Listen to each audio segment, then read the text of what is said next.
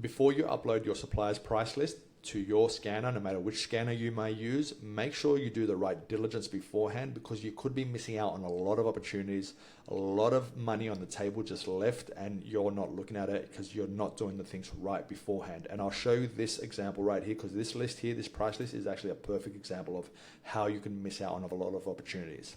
So let's go over this right now. Simple price list, kind of typical actually. So we have the category, item number, barcode, description. We have this one here, very important to make a note of the one that's titled unit.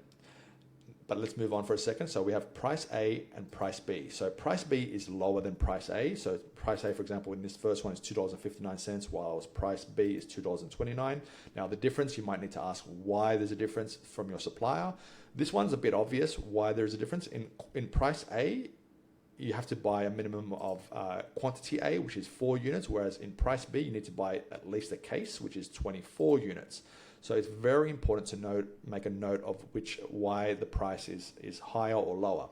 But notice in column B, in price B, sorry, you'll notice that there are a few that have no pricing at all. So these are all $0 because they don't offer a lower price on these products, even if you buy the minimum or whatever. So what to deal with these ones? That means if you're to upload this barcode to a scanner with this price, anyone that has a $0, you won't get a price in there. So you'll be having to go back to your suppliers list and search for the price and re-add it manually, which obviously it takes very long and it's a waste of time. So you need to also use a price in all scenarios. Now, moving forward to this part here, the unit and the dozen. Now, for these ones, if you were to upload these are $5.16 per dozen. So if you were to divide that by 12 units, that would be 40-something cents. So if you were to find its matching ASIN on Amazon and your price is $5.16 and the ASIN is one unit and it's $5.16, obviously it's going to appear as a loss. It might be a big loss, but if you were to use the correct pricing, which it's 40-something cents, it might be quite profitable. So this is very important. Like let's say, for example, this one here comes as a 3-pack of of any number. It will appear incorrect when it comes to working out the profit. So we want to work out what it is per 1 unit. And even if it is sold on Amazon as a dozen, it's much better to see it as being profitable and actually working out the multi-packs afterwards than doing it before, because it just won't appear as profitable at all in your searches. So you're better off going with a lower price, and if you need to raise it afterwards, you can just raise it. So here's the best way to do this to get started on a list like this, because there's a couple complications and we have to figure them out. So first thing you want to do, you want to copy 3 new titles. So the first title, you want to name it price. This is price A, and we're dividing it by 12 if needed, if it's a dozen. And then we have price B, and we're dividing this by 12. And then final, in column 13, we're going to have the use price, the one that we actually use when we're going to upload it to our scanner. Now, next thing, you always want to apply a filter to the columns, to all the titles. So filter, let's make the size, let me minimize myself as well, I'm a bit too big over there. Okay, so next thing you want to do is you want to enlarge this just to make sure you look at it. Now you also want to freeze the top row, so it's when you scroll down you can still see that. So the best way to freeze the top row is you can just click there, go to view and click there and click on freeze top row, or you can freeze a few if you want to freeze the panes, but we don't need to do that. Next thing we want to do is we want to apply pricing to all of these. So I'm going to go ahead and click on the dollar symbol, so we have prices for all these. Now, what we also want to do is we want to come over here and we want to sort these from A to Z. We're not going to remove the EA because then they'll also appear in between. So we want to sort them from A to Z. So there we go. So we have the dozens first, and then you scroll down at some point, the EA start, the each per unit start. Okay, so that's what we're doing right now. So we're going back to this over here, and we're going to say the ones that are dozens, we're going to say this price A equals whatever's in price A over here divided by 12. So we're working out each unit. So that's 43 cents. I'm going to do the same thing for price B. going over the price B, and divide that by 12 as well. So we copied these two across. We're going to copy them, and we're going to go all the way down. We're going to scroll down until the EAs start, and we're just going to copy them in.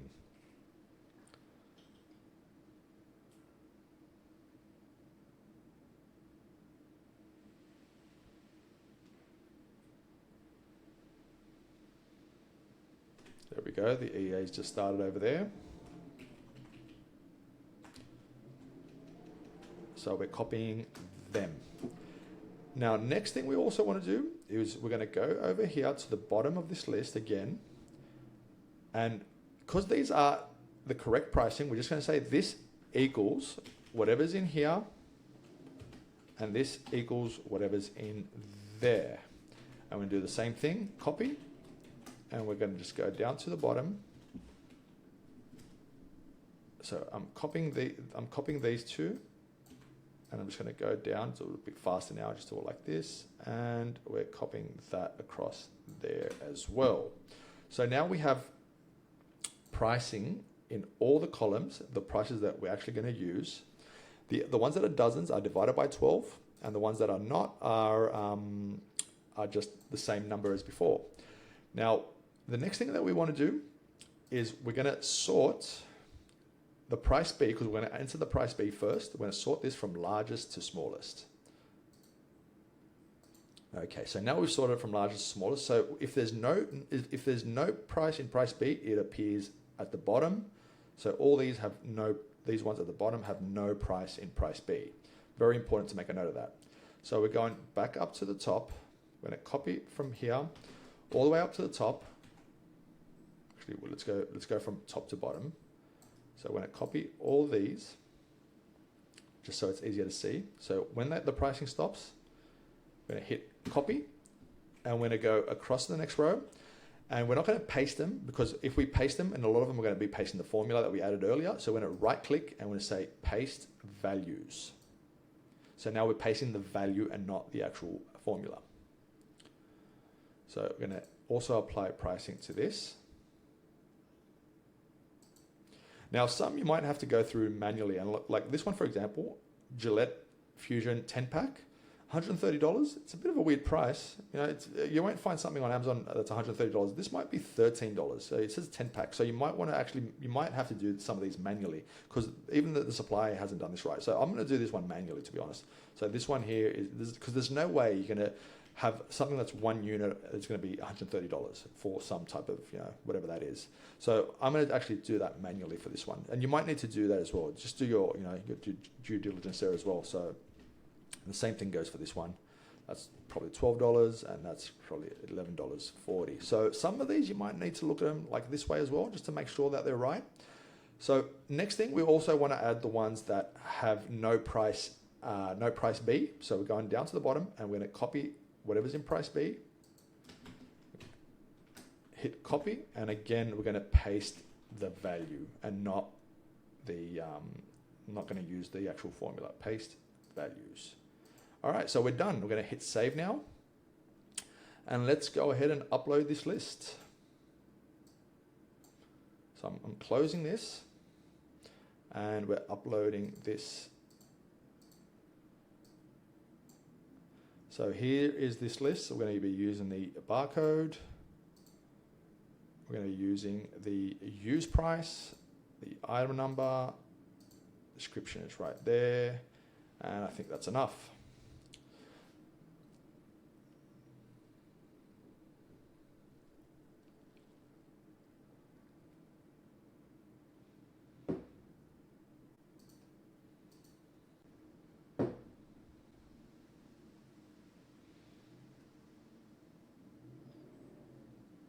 So here's our price list, and we're ready to start, finding some winning products from this list. Here are all these products that we're looking at, that we're going through, and we're ready to start winning.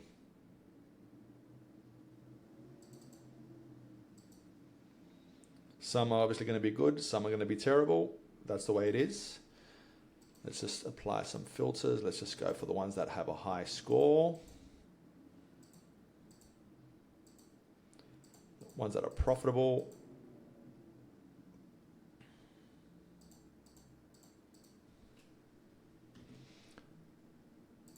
ones that sell in high volume.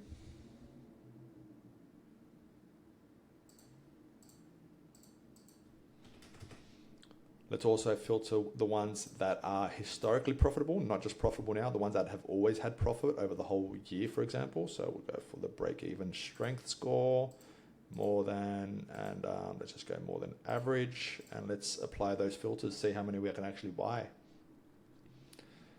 But can you imagine if we didn't do that thing earlier on, if we were just using the highest price? A lot of products would not be appearing after we filtered. A lot of products. I'm saying some are hazmat, some have IP issues, but regardless of that, we can come up with a nice order. We can actually do, you know, we would have missed out on a lot of opportunities if we hadn't done the proper work beforehand. Anyway, hope you enjoyed this video.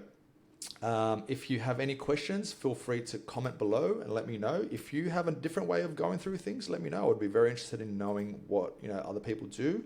But this is the way to get past some of these tricky lists and actually, you know, get the results that you want to see much faster. Anyway, see you guys.